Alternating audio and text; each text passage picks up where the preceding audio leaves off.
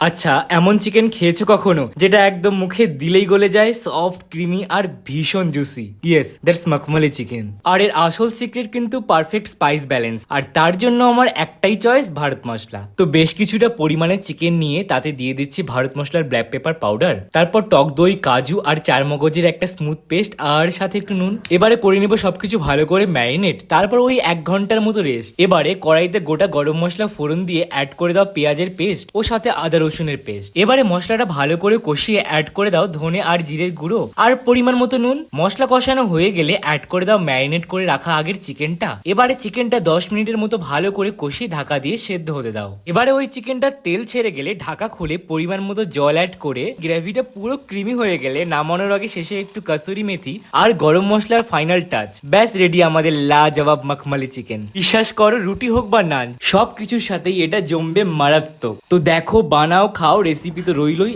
আর হ্যাঁ, জানাতে একদম ভুলো না কেমন হয়েছে, আর সাথে কিন্তু অবশ্যই রাখবে ভারত মশলা।